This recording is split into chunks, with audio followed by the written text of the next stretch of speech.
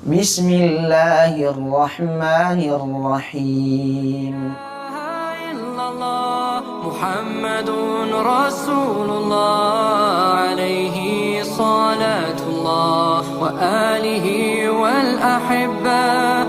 La ilaha illallah Muhammadun Rasulullah alaihi.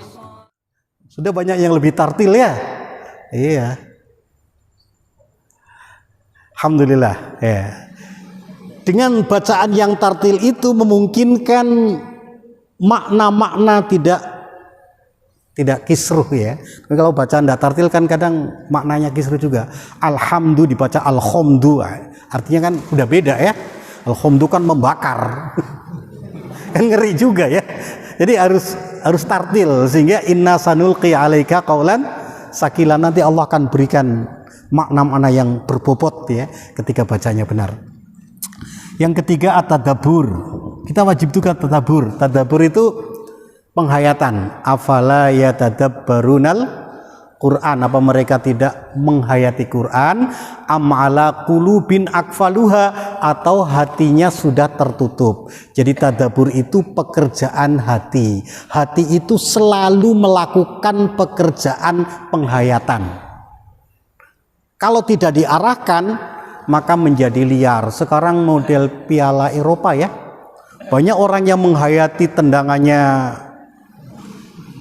siapalah, Ronaldo, tendangan dihayati luar biasa. Pokoknya mau bangun nanti jam 1 malam karena ada turnamen pertandingan bola, sholat malam di depan TV, khawatir kalau gol nggak lihat. Begitu menghayatinya bola itu penghayatan jiwa. Ada yang menghayati sebuah nama, kadang sebuah nama dihayati sampai di hati. Namamu terukir dalam jiwaku. Apa bukan penghayatan namanya itu? Sulit aku melupakan kamu. Ketika baring aku melihat wajahmu, seolah nampak di pelapon, kelihatan gitu ya. Begitu miring aku lihat kau nempel di dinding, tengkurep ada pula di kolong. Tak sedetik pun berlalu tanpa bayanganmu. Oh juminem. Itu kan penghayatan. Nah, ketika Orde Baru kita dilatih menghayati Pancasila. Namanya P4 ya, pedoman penghayatan dan pengamalan Pancasila. Nah, dalam Quran kita diantar untuk menghayati Al-Quran. Nah, kalau kita tidak diantar jiwa untuk menghayati Quran, maka jiwa kita akan menghayati yang lain sehingga menjadi liar. Akhirnya penghayatan-penghayatan yang liar itu menutupi hati dari penghayatan Al-Quran. Am ala qulubin akfaluha. Begitu. Yang keempat apalagi? At-ta'allum ya. Ta'allum. Khairukum man ta'allamal Qur'ana wa 'allamahu. Orang terbaik adalah orang yang mempelajari Quran dan mengajarkannya. Yang kelima apalagi? At-tahfidz. Menghafal ya, menghafal. Menghafal Quran itu luar biasa ya. Orang yang berusaha menghafal Quran nanti di akhirat dia akan memberi mahkota, memasangkan pada ya Pak, bapak ibunya ya. Artinya apa? Kalau kita menghafal Quran, maka hafalan-hafalan yang kita hafal itu, upaya menghafal itu adalah merupakan sarana balas budi kepada orang tua yang paling baik ya. Kalau adik-adik, bapak-bapak sayang sama bapak ibu yang mungkin telah mendahului kita ya, rasa kasih sayang itu bisa diwujudkan dengan upaya menghafal Al-Quran. Mari kita berupaya. Jangan merasa sudah tua. Aku sudah tua lah, tidak mau menghafal lagi. Jangan begitu. Allah itu tidak melihat jumlah yang bisa dihafal, tapi Allah melihat upaya menghafalnya. Laha ma kasabat wa alaiha mak tasabat. Nanti kita akan dilihat dari upayanya. Istiqomah, ayo kita istiqomah menghafal sampai apa? Sampai kutiltum atau mutum gitu ya. Sampai kita meninggal dunia atau sampai kita terbunuh. Ayo kita hafal Quran. Walaupun belum hafal, tidak apa-apa. Yang penting kita upayakan. Nanti di hadapan Allah bisa kita persembahkan hafalan itu. Di mana kekayaan tidak ada gunanya, kekuasaan tidak ada gunanya, tapi hafalan Quran kita bisa kita persembahkan pada Allah. Ya Allah, aku hafalkan firman-Mu siang dan malam, tolonglah selamatkan bapak ibuku. Insya Allah itu bisa kita manfaatkan. Oke, ini namanya apa tadi? Internalisasi. Yang kedua, tugas kedua adalah sosialisasi. Ya. Ini tugas semua ya. Untuk sosialisasi yang pertama apa? At-tabligh. Menyampaikan. Balighu anni walau ayat. Sampaikan dari saya meskipun satu ayat. Allah berfirman, ya ayyuhar rasul, wahai Nabi Muhammad, baligh ma unzila ilaika mir rabbika, sampaikan apa yang telah diturunkan dari Tuhanmu. Nabi disuruh menyampaikan. Lalu Nabi diancam oleh Allah, fa illam taf'al, kalau kau tidak lakukan, kalau kau tidak sampaikan ayat kepada orang lain, fama ballaghta risalatahu, berarti Anda tidak menyampaikan risalah Allah, Anda pengkhianat. Maka sifat mustahil bagi Rasul namanya kitman, apa? Menyembunyikan ayat. Sampaikan apa adanya. Ya. Kalau kita sampaikan Quran pada orang lain, Allah menjamin. Apa jaminannya? Wallahu ya'simuka minan nas. Nanti Allah akan melindungi kau dari makar-makar jahat umat manusia. Sampaikan saja. Adapun mereka punya makar jahat, Allah akan lindungi kau. Itu jaminan dari Allah Subhanahu wa taala. Insyaallah. Tabligh ya, disampaikan. Yang kedua, ad-dakwah. Apa dakwah? Bahasa kita ya rekrutmen lah. Rekrutmen, merekrut. Kalau tabligh kita sampaikan pada semua orang, tapi orang yang bisa diajak tidak mudah. Ya. Nabi Nuh ngajak orang 950 tahun. Dapat berapa itu? Ada yang bilang 80 orang ya. Berarti tiap 100 tahun dapat 8, berapa gitu ya. Ya. Satu orang itu diajak sekitar 11 tahun lah baru dapat satu. Betapa sulitnya dakwah. Nabi Ibrahim lebih sulit lagi. Dia dakwah di keluarga, diusir, bahkan mau dirajam. Di masyarakat bentrok, ke penguasa dibakar. Dia hanya dapat istri saja 2, Sarah sama Hajar. Terus dapat anak 1, Ismail. Itu udah dapat. Nanti Sarah dia taruh di Palestina, Hajar taruh di Mekah. Udahlah, bikin keturunan Islam di situ. Karena yang lain tidak ada yang bisa, tidak ada yang mau, begitu. Jadi dakwah itu tidak mudah ya. Dia ajak orang dakwah. Ini pekerjaan sangat mulia. Bahkan Ali bin Abi Thalib ketika ditugaskan perang, ada pesan dari Rasul pada Ali. Apa pesannya? Wahai Ali, la'an yahdiyanallahu bika rajulan wahidan. Sungguh kalau dalam peperangan ini lantaran kamu Allah memberi hidayah pada satu orang saja berhasil masuk Islam, khairun min humurin na'am, itu jauh lebih baik daripada harta rampasan yang berupa unta-unta yang merah. Tidak ada nilainya dibanding satu orang mau masuk dalam agama Allah. Perang pun targetnya adalah dakwah. Dakwah ya. Yang ketiga, al-indzar, memberikan peringatan. Litundhira umal qura wa man haulaha ya. Fa'andir ashiratakal akrobin, ingatkan keluarga, ingatkan penduduk kota sekitarnya. Litundhira qaumam ma atahum min nadhirim min qablika la'allahum yahtadun, ingatkan orang yang belum pernah ada rasul ke sana. Yang keempat, apa lagi? Ada al-mau'idhah ya, memberi nasihat. Nah, apa fungsi dari sosialisasi? Dalam Quran surah Al-A'raf ayat 164, Allah menggambarkan fungsi dari sosialisasi itu. Ada yang punya Quran? Silakan dibaca. Kalau tidak saya baca sendiri. Bismillahirrahmanirrahim. Wa idh qalat ummatun, ketika satu umat bertanya kepada, katakanlah kepada nabi atau kepada alim ulama, apa isi pertanyaannya?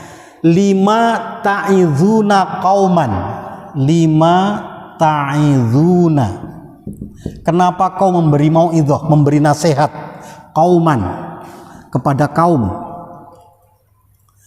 Allahu muhlikuhum, di mana kaum itu nanti pasti akan dihancurkan oleh Allah, au mu'adzibuhum adzaban syadida, atau diazab dengan azab yang sangat pedih. Ya. Sang ulama, para nabi itu tidak pernah bosan, terus memberi nasihat terus kepada kaum, di mana kaum itu selalu melawan, tapi tetap dikasih nasihat. Kenapa seperti itu? Apa jawabannya? Yang pertama, ma'dziratan ila rabbikum. Ma'dzirah sebagai alasan pembebas. Ini penting. Ini barangkali jarang dibaca ayat ini ya. Alasan pembebas begini. Quran punya dua sikap kepada manusia. Jadi Quran punya dua sikap kepada kita. Siapa yang sudah hafal hadis arba'in tentang sikap Quran pada manusia? Wal Qur'anu hujjatun laka au alaika. Quran itu bisa membela kamu, itu namanya hujjatun laka. Au alaika, au Qur'anun hujjatun alaika. Quran bisa menuntut kamu untuk dimasukkan ke neraka. Jadi Quran punya dua sikap.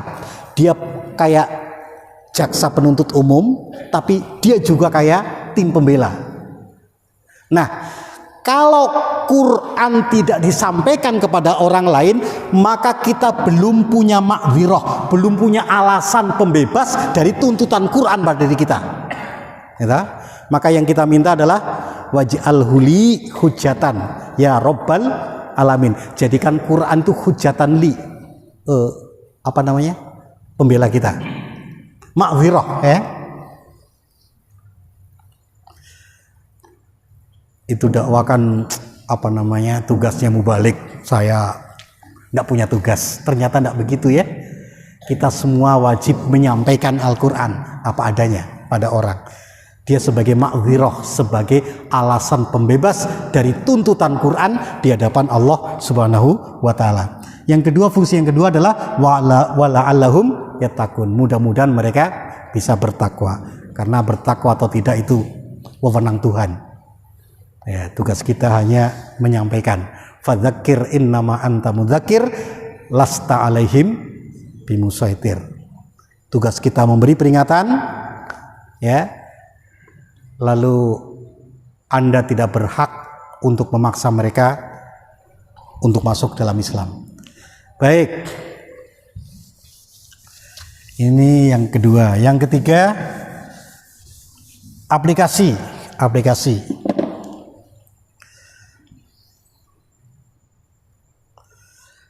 Orang yang melaksanakan Quran, maka orang itu diberkati. Apa diberkati? Selalu ditambah kebaikannya oleh Allah. Misalnya yang paling melaksanakan wahyu adalah Nabi Isa berkata, wa ja'alani mubarakan ainama kuntu. Allah menjadikan saya orang yang diberkati dimanapun saya berada. Nabi Ibrahim melaksanakan Quran dan keluarganya, maka dia diberkati. Wa barik ala Muhammad wa ala ali Muhammad kama barakta ala Ibrahim. Berkailah Muhammad sebagaimana kau berkahi Nabi Ibrahim. Lalu kalau ada komunitas yang melaksanakan Quran, maka komunitas itu juga diberkati. Nah, misalnya kita lihat surah Al-A'raf ya, ayat 96, Allah berfirman, walau anna ahlal qura amanu wat taqau la fatahna alaihim barakat. Sekiranya ahlul qura, ahlun itu kan warga, qura wilayah. Kalau bahasa Hidayatullah ahlun ya warga atau santri, qura kampus, warga kampus. Karena warga ini Allah tidak memberi batasan berapa jumlahnya. Bisa 3 orang kayak Ibrahim, Ismail, Hajar. 7 orang seperti Ashabul Kahfi. Kan batasannya tidak ada ya. 1 orang juga tadi kayak Nabi Isa juga diberkati. Qura, wilayah juga tidak dibatasi harus 1 negara, 1 desa. Anda juga Ashabul Kahfi wilayahnya hanya goa. Hajar sama Ismail wilayahnya hanya sekitar fondasi Ka'bah, dikit aja. Amanu wa taqau, ini melaksanakan Quran. Iman dan takwa melaksanakan Quran. Jadi kalau ada warga menempati wilayah, memang didesain khusus untuk melaksanakan ajaran Allah. Kita punya rumah, sejak dibikin rumah itu orientasi kita, aku akan laksanakan Islam di rumah ini. Tapi gitu ya, nanti akan dapat berkah. Kan ada orang menempati satu tempat, memang orientasinya bukan untuk iman dan takwa, bukan untuk melaksanakan Quran. Aku mau cari tempat yang strategis untuk peningkatan ekonomi, kan ada ya? Sehingga aku bikin rumah di pinggir pasar, biar nanti bisa dagang. Aku mau cari tempat yang tidak hingar-bingar lah, biar aku ada ketenangan sendiri, bikin rumah di hutan. Jadi ada orang menempati satu tempat karena ada sebuah rencana kan? Ada rencana. Ini khusus lain pula ini. Orang, warga atau siapa pun komunitas ya, menempati satu kawasan memang niatnya untuk iman dan takwa. Alhamdulillah kayaknya kita termasuk di sini. Ngumpul di Gunung Tembak itu bukan karena kepengin jadi pejabat, enggak juga. Menjadi orang kaya enggak juga. Di sana kepengin melaksanakan Al-Quran, itu aja niatnya, enggak ada yang lain. Alhamdulillah. Nah kalau Nabi datang ke Madinah hijrah, ya kepengin berquran, begitu ya. Nabi Ibrahim menempatkan Hajar di Mekah, ya kepengin berislam. Jadi memang ada orang yang menempati satu tempat, fokus niat dasarnya kepengin melaksanakan ajaran Allah. Maka Allah menjamin, la fatahna alaihim barakat minas sama wal ard, kami buka berkah dari langit dan bumi. Sehingga kalau kita lihat dalam Quran, bumi ini dibagi menjadi 2. Bumi yang ditempati oleh penduduk dalam rangka melaksanakan ajaran Allah, maka bumi ini diberkati, disebut dengan kalau bahasa Gunung Tembak apa? Qaryah mubarakah. Qaryah mubarakah. Ya, bumi yang diberkati. Lalu kalau ada bumi ditempati warga, sepakat warga menolak Quran, jangan bawa-bawa Quran di pasar, jangan bawa Quran di jalan, jangan membawa Islam di kantor. Kasihan, Allah mau dibawa di mana? Di mana-mana ditolak. Kan kita dengar gitu ya, orang menolak Tuhan di semua tempat. Nah, kalau orang berani menolak Allah di semua tempat, dia menolak Tuhan, maka tempat dan orang yang menempatinya, tempat itu disebut dengan Darul Bawar. Kita lihat surah Ibrahim ya, pada ayat 28. Alam taro ilal ladzina badalu nikmatallahi kufron. Apa kau alam taro gimana? Apa artinya? Apakah? Lam? Tidak. Taro? Kau lihat. Alam taro? Tidakkah kau lihat?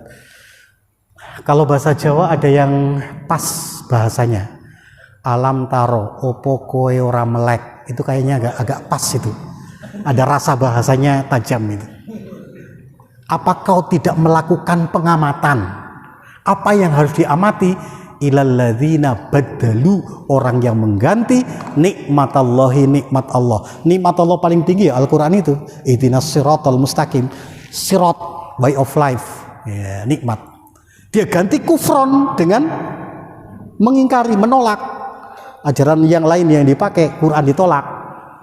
Wa ahallu qaumahum, berarti mereka menempatkan kaumnya, menempatkan warganya darul bawar, lembah kebinasaan. Kalau mati bagaimana? Jahannama yaslaunaha wa bi'sal qarar. Oke. Berikutnya ekspansi. Jadi Nabi Muhammad setelah di Madinah diekspansi Fathu Mekah. Setelah Mekah dan Madinah ekspansi lagi. Gitu. Nabi menyuruh sahabat mengirim surat ke raja-raja seluruh dunia, kan begitu. Terus kembangkan terus Umar bin Khattab sampai sepertiga planet bumi. Ekspansinya sampai di mana targetnya?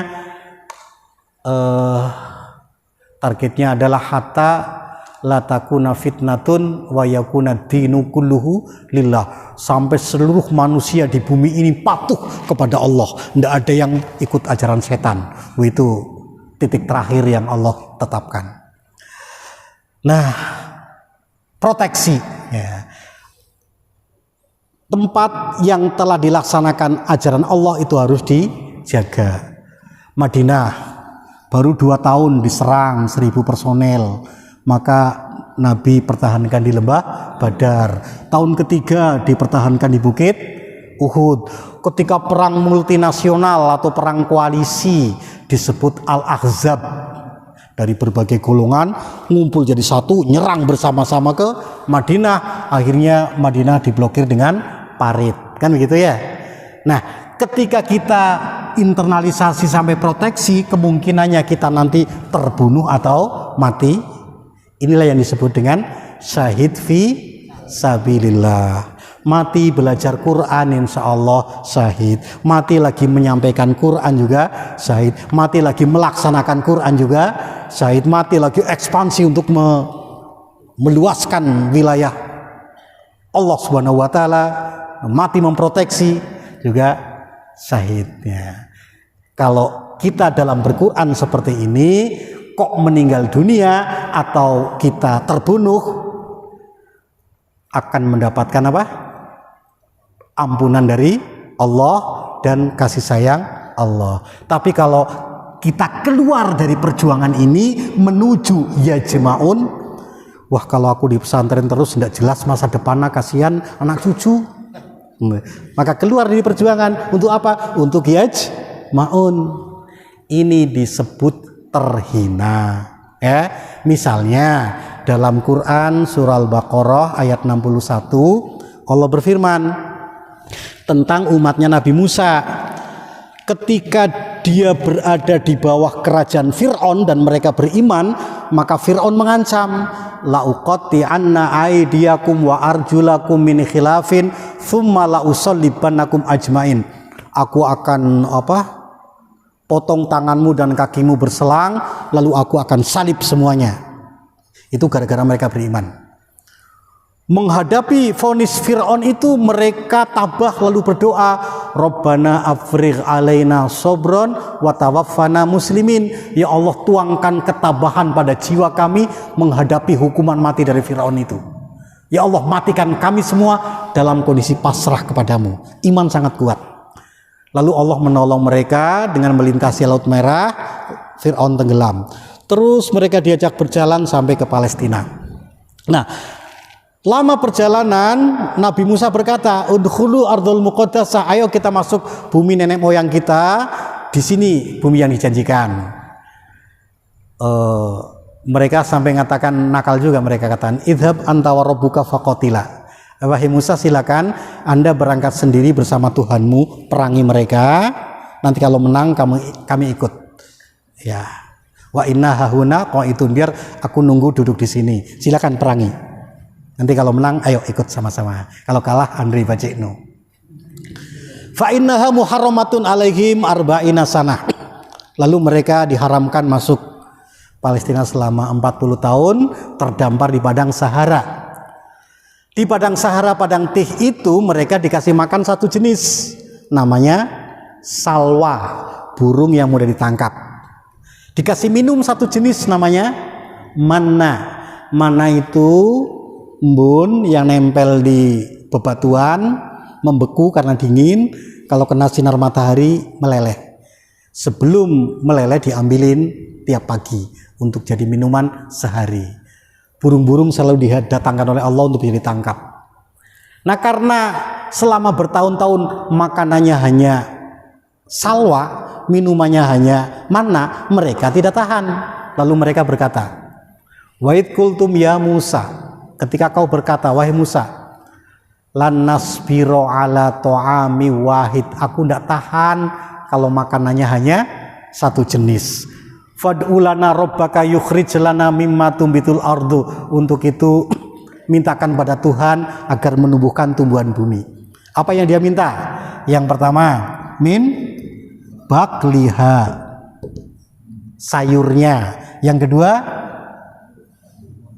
wa kisaiha, timun. Yang ketiga apa? Fumiha, bawang putih. Yang keempat ada siha, kacang. Yang kelima basoliha, bawang merah. Nah, jadi mereka pikirannya adalah timun, sayur, bawang putih, bawang merah, Honda, Yamaha, apa lagi? Avanza. Pokoknya pikirannya ke sana sudah. Nggak ada pikiran fisabilillah. Capcay ya, ikan bakar dan lain-lain. Lalu Nabi Musa berkata, atas tabdiluna alladhi huwa adna, memang kau mau ganti yang hina seperti ini kah? Billadhi huwa khair, dengan ganti yang lebih baik. Kan tadi kalau Anda jahidu bi amwalikum wa anfusikum fisabilillah dzalikum khairul lakum, itu yang terbaik kan? Iman, mati dalam kondisi iman, terbunuh dalam kondisi iman, itu baik. Kenapa orientasi keimanan Anda tanggalkan, lalu Anda ganti dengan bawang merah, bawang putih, timun, gambas, sayur, mobil, motor, rumah, dan sebagainya? Malas berjuang, takut masa depan. Kenapa begitu? Nah, kalau memang itu maumu, ihbitu misron, fa inna lakum ma sa'altum, ihbitu misron, masuk kampung. Kalau bahasa kita apa ya? Daftar transmigrasi ya. Lalu bercocok tanam, gitu, bisa menghasilkan bawang merah, bawang putih, timun, sebagainya. Fa inna lakum ma sa'altum. Nah, orang yang merubah visi hidupnya dari beriman menuju yajma'un, wa duribat alaihimud dhillatu wal maskana, itulah orang yang hina. Hina itu kalau bahasa Bugis tidak direkeng, ya, tidak direkeng gitu ya. Hina. Wal maskana, itulah hakikat orang miskin. Orang miskin adalah bukan orang yang tidak punya harta, tapi orang yang menjadikan dunia sebagai cita-cita hidupnya. Jadi dia memburu dunia, itulah miskin. Bagaimana kalau mati? Waba'u bi ghadabin minallah, kalau mati langsung disambut murka dari Allah Subhanahu wa taala. Baik, barangkali ini gambaran global tentang tugas kita. Jadi tugas kita di sini ya. Silakan yang bertugas internalisasi, sosialisasi, ngajar apa segala macam ya. Belajar, tugas aplikasi juga, tukang kayu, tukang batu apa segala macam, cari dana untuk bisa mempraktekkan ajaran Allah Subhanahu wa taala. Ya, kita sinergilah untuk tugas ini. Ya. Intinya seperti ini. Kalau ini kita tinggalkan, lalu kita hanya mencari dunia, bahkan kalau ada sisanya baru dikasih. Ayo infak, nanti insya Allah kalau ada dana sisa bisa kami infakkan. Kami sementara lagi perlu modal ini, nanti insya Allah kami sisakan. Jadi kita nyumbang sama Tuhan. Tuhan, nanti aku sumbang ya. Begitu. Kasihan sekali Tuhan. Kita menjadi donatur Tuhan. Seharusnya kita berada di bawah perintah Tuhan. Laksanakan ini, kan begitu ya.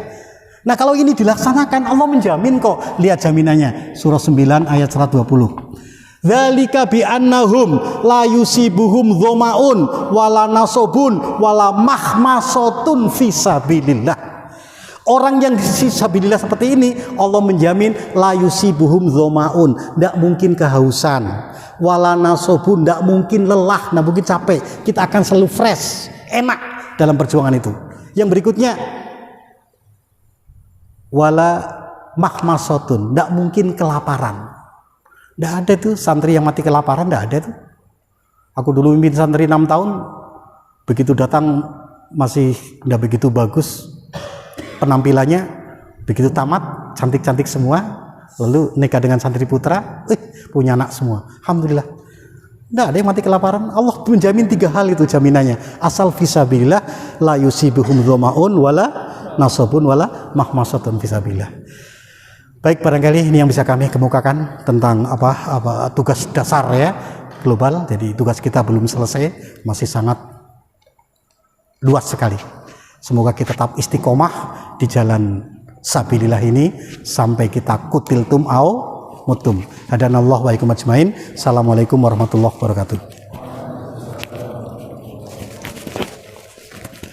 Kita tutup ya dengan doa kafaratul majelis. Subhanakallahumma bihamdik asyhadu an la ilaha illa anta astaghfiruka wa atubu ilaik. Assalamualaikum warahmatullahi wabarakatuh.